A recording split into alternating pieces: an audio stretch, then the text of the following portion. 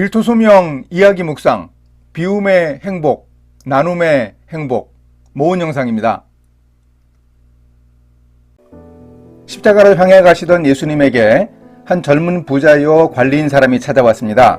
이 사람의 관심사는 영생이었습니다. 예수님은 10계명 중 5계명부터 9계명에 나오는 계명들을 말씀하셨고, 부자 관리는 그 계명들은 다 지켰다고 대답합니다. 그러자 예수님이 한 가지 부족한 것이 있다며 내게 있는 것을 다 팔아 가난한 자들에게 나눠주라고 하셨습니다. 예수님이 말씀하신 한 가지 부족한 것이 무엇일까요? 저는 10계명의 10번째 계명이 아닐까 생각해 봅니다.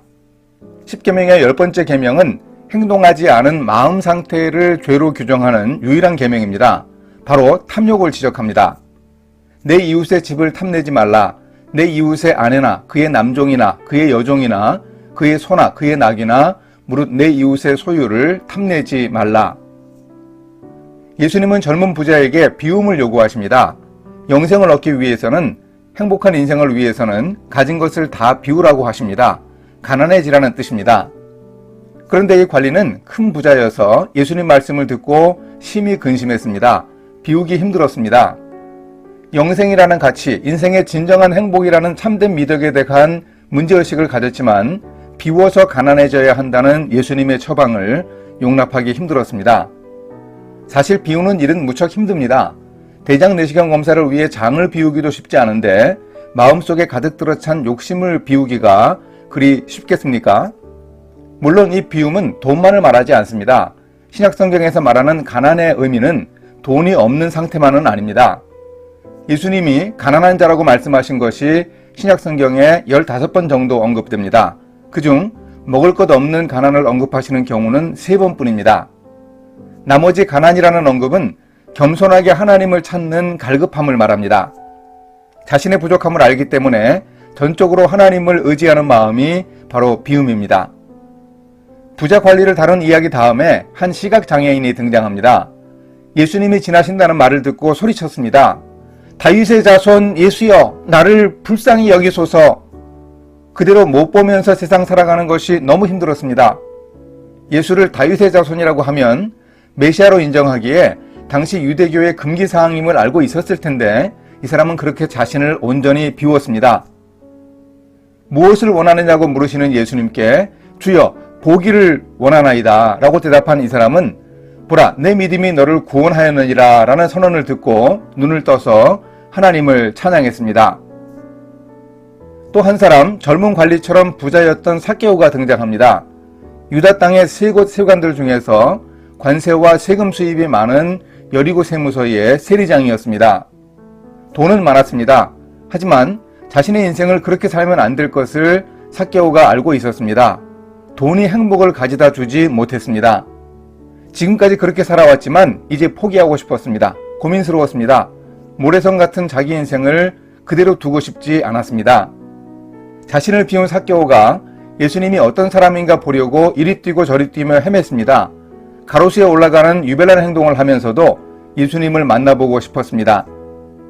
예수님을 집에 모신 후 삭개오는 재산 절반을 사회에 환원하고 과다 징세한 세금의 4배를 갚겠다고 예수님과 사람들 앞에서 선언했습니다. 삭개오는 자신을 완전히 비웠습니다. 부자 관리가 포기하지 못한 돈에 대한 욕심을 삭개오는 완전히 비웠습니다. 그러자 그에게 영생과 인생의 행복이 찾아왔습니다. 예수님이 삭개오와 그의 집에 모인 사람들이 다 듣도록 이렇게 선언하셨습니다. 오늘 구원이 이 집에 이르렀으니 이 사람도 아브라함의 자손이미로다. 인자가 온 것은 잃어버린 자를 찾아 구원하려 함이니라. 십자가로 가시기 직전에 예수님을 만나 비움의 행복을 누린 사람들을 생각하다 보니 예수님 자신이 비움의 영성을 보여주신 분이었습니다. 예수님은 하나님이지만 자신을 비우고 이 땅에 내려오셨습니다. 십자가에서 수치와 고통과 죽임을 당하며 전적으로 비우셨던 분입니다. 전적으로 자신을 비우는 비움의 영성이 행복한 인생의 비결입니다. 비우지 않으면 예수님을 만나지 못합니다. 그 예수님이 우리에게도 비움을 요구하십니다. 자기 자랑 늘어놓지 말아야 합니다. 뭘 가졌고 하나님이 나에게 베풀어 주신 것들이 쓰고도 남는다고 교만하지 말아야 합니다. 그 모든 것 다 내려놓을 수 있어야 우리는 인생의 행복을 찾을 수 있습니다. 가난한 자의 반대말은 부자가 아닙니다. 교만한 자, 욕심 부리는 자입니다. 우리에게 있는 교만과 욕심을 비워야 하겠습니다. 전적으로 하나님만 의지하며 겸손하게 주님을 찾아야 하겠습니다. 함께 기도하십니다. 하나님 아버지, 누구든지 하나님의 나라를 어린아이와 같이 받아들이지 않는 자는 결단코 거기에 들어가지 못하리라. 하나님만 의지하는 전적인 비움이 영원한 생명을 얻을 수 있는 비결임을 명심하겠습니다. 비움으로 충만한 은혜를 얻는 복을 주소서. 예수님의 이름으로 기도합니다. 아멘. 어제 나눈 비움의 영성은 우리 그리스도인들의 존재를 말해줍니다. 예수님을 믿는 사람의 모습입니다. 우리의 정체입니다. 그런데 우리의 존재와 정체는 행동으로 나타나야 합니다. 행복하기 위해서는 나눔을 실천해야 합니다. 영생 얻기 위한 계명들을 다 지켰다는 부자 관리에게 예수님은 말씀하셨습니다. 내게 있는 것을 다 팔아 가난한 자들에게 나눠주라. 그리하면 하늘에서 내게 보화가 있으리라. 그리고 와서 나를 따르라. 비운 사람이 나눌 수 있습니다. 마음이 가난한 사람은 나눌 수 있습니다. 삭개오가 예수님을 마음으로 믿는 구원을 체험한 후 자발적으로 자기가 아끼던 돈을 나누겠다고 선언했던 것을 보면 알 수 있습니다. 주여 보시옵소서. 내 소유의 절반을 가난한 자들에게 주겠사오며 만일 누구의 것을 속여 빼앗은 일이 있으면 4갑절이나 갚겠나이다. 스위스 제네바에서 실제로 정치를 하기도 했던 종교개혁자 칼뱅은 이렇게 말합니다. 가난한 자는 부자를 구원시키기 위하여 존재한다. 그리고 중세교회에서 하나님께 헌신하는 의미로 비싼 가격을 주고 그리게 한 교회 소유의 성화들을 팔아 그 돈을 가난한 사람들에게 나눠주었습니다. 부를 소유하고 축적하여 늘려가는 일이 당연한 자본주의 사회에서 우리는 나눔을 실천해서 우리의 존재인 비움의 영성을 드러내야 합니다. 비움의 영성은 나눔의 영성으로 열매 맺습니다. 물론 비움이 돈만을 의미하는 것이 아니듯이 이 나눔도 물질적이고 유형적인 나눔만은 아닙니다. 우리의 마음과 생각도 나누어야 하고 우리의 영혼의 나눔도 있어야 합니다. 초대교회에 탐욕과 명예욕에 눈이 멀어 땅을 판 돈의 일부만 하나님께 드린 아나니아와 삽비라 부부가 있었습니다. 그 사람들은 탐욕 때문에 거짓말하고 성령을 속이다가 결국 부부가 같은 날 죽었습니다. 진정한 마음이 담긴 나눔이라야 세상을 변화시킬 수 있습니다. 사실 교회는 복지기관은 아닙니다. 나눠주는 복지만으로 가난과 불평등의 문제를 당장 해결하기도 힘듭니다. 마음과 영혼을 담은 진정성이 있는 나눔이 필요합니다. 한국 기독교는 어떤 다른 종교들보다 더 많은 자선과 나눔을 실천합니다. 그런데 제대로 된 평가는 잘 못 받는 것 같습니다. 억울한 면도 있겠지만 오른손이 하는 것을 왼손이 모르게 구제하라는 예수님의 말씀을 실천하는 것이긴 합니다.